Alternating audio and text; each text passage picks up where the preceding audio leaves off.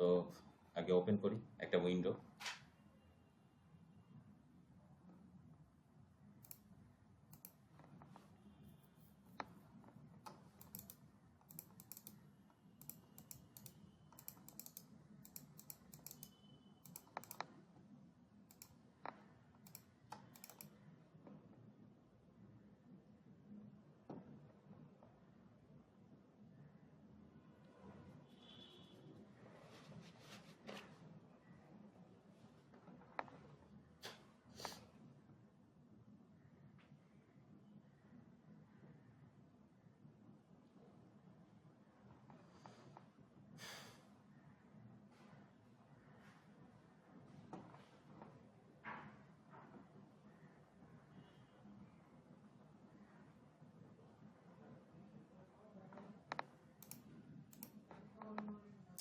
এটা হচ্ছে আমার 3D ডিজাইন বানানো আছে একটা।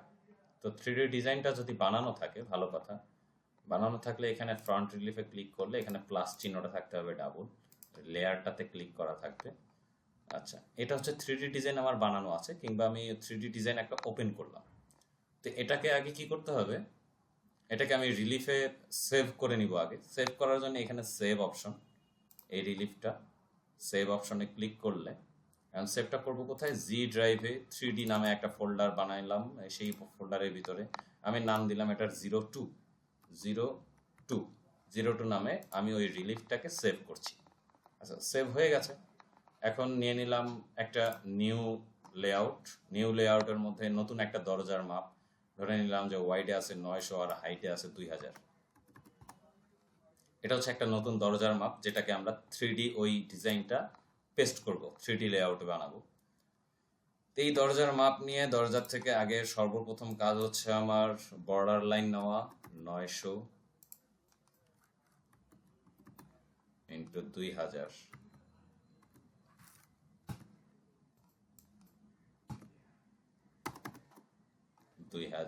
ক্রিয়েট বর্ডার লাইন নিলাম। এখন আমার কাজ হচ্ছে ওখান থেকে রিলিফটাকে এখানে নিয়ে আসা। তো রিলিফটা নিয়ে আসার জন্য এখানে ক্লিক করতে হবে, রিলিফ ক্লিপ আর্ট লাইব্রেরি। এই লাইব্রেরিতে ক্লিক করলে রিলিফটা কোথায় রেখেছি সেটা একটু দেখাই দিতে হবে।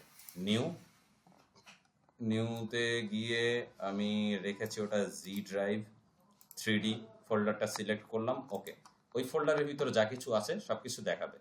ওই যে আমি 02 নামে সেভ করলাম, সেই 02 এখানে শো করছে। এটাতে ক্লিক করলেই কিন্তু এটা ওপেন হয়ে আসবে, এটা এখানে চলে আসছে অলরেডি। এখন আমার কাজ হচ্ছে এই লেয়ারটা যেটা আসছে এটা সরায় রাখলাম। আমাকে বলা হয়েছে যে এখানে 155 বা 160 170 মিলিমিটারের বাজু রাখতে। তো আমি বর্ডার লাইন থেকে বাজুটা অফসেট করে নেই, 160 মিলিমিটার ইনওয়ার্ডে অফসেট করে নিলাম। এটা হচ্ছে আমার বাজু থাকবে চতুর্দিকে। তো বাজু যে চতুর্দিকে থাকবে, তারপরে এখন এই লেয়ারটা সিলেক্ট করে F9 দিয়ে আমি মাঝখানে নিলাম। এই লেয়ারটাকে আগে দুই পাশে মিলায় নিই, এটা দুই পাশে আগে মিলায় নিই। অ্যারো কি ব্যবহার করে আমি বাম পাশ এবং নিচের অংশ, এই দুইটা দিক আমি ওই দাগের সাথে, বাজুর ওই দাগের সাথে মিলায় নিলাম আমার সুবিধার্থে, তাতেই আমার সুবিধা হবে। দুইটা দিক মিলায় নেওয়ার পর এখন চলে গেলাম আমি ট্রান্সফর্মে। এটা সিলেক্ট থাকা অবস্থায়, সিলেক্ট যদি না থাকে বাইরে ক্লিক পড়ে গেছে, এই যে এখন কিন্তু অন্ধকার, তার মানে এটা সিলেক্টেড নাই। এটা সিলেক্ট করার জন্য এই যে সিলেক্ট মোডে গিয়ে জাস্ট এটা বাইরে থেকে টেনে নিলে এটা সিলেক্ট হয়ে যাবে। ট্রান্সফর্মে গেলাম, ট্রান্সফর্ম থেকে এখন আমি একটা কোণা থেকে ট্রান্সফর্ম করে কিংবা যে কোনো একটা সাইড থেকে ট্রান্সফর্ম করেও নিতে পারি। ট্রান্সফর্ম করার আগে এই যে আমি ট্রান্সফর্ম করে নিলাম, উপরেরটা ওই দাগের সাথে মিলায় নিচ্ছি, মিলছে। আচ্ছা, ওটা মিললো। তারপর এখন ডান পাশ থেকে এখন আমি বাম পাশে ওই দাগের সাথে মেলাবো, মিলিয়ে নিলাম। মিলিয়ে নেওয়ার পর এই ডিজাইনটা আমার সেন্টার ফ্রন্টে আসছে। এখন আমি এটাকে F9 দিয়ে একেবারে মাঝখানে নিয়ে নিলাম, তাতে আমার কোনোই সন্দেহ থাকলো না। এখন এটাকে পেস্ট করার জন্য ট্রান্সফর্মে ক্লিক করতে হবে। ট্রান্সফর্মে ক্লিক না করলে পেস্ট অপশনটা আসবে না।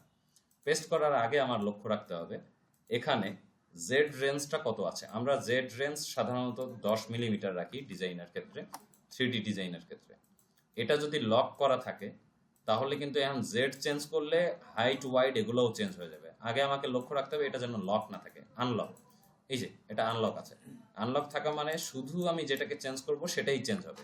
এখানে 10 দিলাম, বাস অ্যাপ্লাই। জেড রেঞ্জ থাকলো 10 মিলিমিটার এখানে, তারপরে আমি দিয়ে দিলাম পেস্ট। আমার এই ডিজাইনটা কিন্তু এখানে পেস্ট হয়ে গেছে। ব্যাস, আমার আর এই বাজুর এই লাইনটার কোনো দরকার নেই। চতুর্দিকে বাজু পেয়ে গেছি, বাজু পেয়ে গিয়ে তারপরে মিডল পয়েন্টে আমি ওই ডিজাইনটাকে পেস্ট করেছি, তারপরে এই ডিজাইনটা এই দাঁড়াইলো। এই 3D ডিজাইনটা পেস্ট অবস্থায় আছে, এই যে 3D আমি দেখতেছি। এখন এটাকে টুলপাথ করলেই কিন্তু এটা মেশিনে চলে যাবে। এই ব্যাস, এটাকে আমি সেভ করব। কোথায় সেভ করব সেটা আমার ব্যাপার, কন্ট্রোল এস দিলেই সেভের অপশনটা আসবে। কোথায় সেভ করব আমি সেভটা দেখাই দিব। সেভটা জি ড্রাইভেই দেখাচ্ছি, 3Dর ভিতরে। এখন এটাকে আমি সেভ করে নিলাম, যেহেতু একটা ফাইনাল রিসাইজ করা জিনিস, একজনের অর্ডারের জিনিস, সেটাকে আমি নাম দিয়ে দিলাম ফারুক। জি ড্রাইভে 3D ফোল্ডারের ভিতর ফারুক নামের লেআউট আমি ওটা সেভ করে ফেললাম। ওটা সেভ হয়ে থাকলো। এটা কিন্তু আর রিলিফ আকারে থাকলো না, এটা পুরো একটা মডেল আকারে সেভ হয়ে গেল।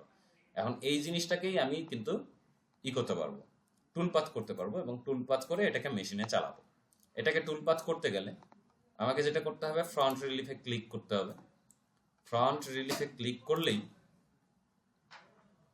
হ্যাঁ, এখানে টুলপাথ অপশনটা যে থাকবে, এই টুলপাথে ক্লিক করি। টুলপাথে ক্লিক করলে এখানে 3D টুলপাথে যাব আমি। 3D টুলপাথ ক্লিক করলাম। 3D টুলপাথে ক্লিক করার পর যে ডায়ামিটারটা খুলবে সেটা হচ্ছে, আচ্ছা টুলপাথটা পরে, আগে কিন্তু আমাকে ভেক্টর বানিয়ে নিতে হবে। আচ্ছা, টুলপাথের জিনিসটা আমি আলাদা করে বানাইনি, এখন জাস্ট আমি রিসাইজ এটাকে দেখলাম। রিসাইজটা পর্যন্তই থাকে এই ভিডিওতে।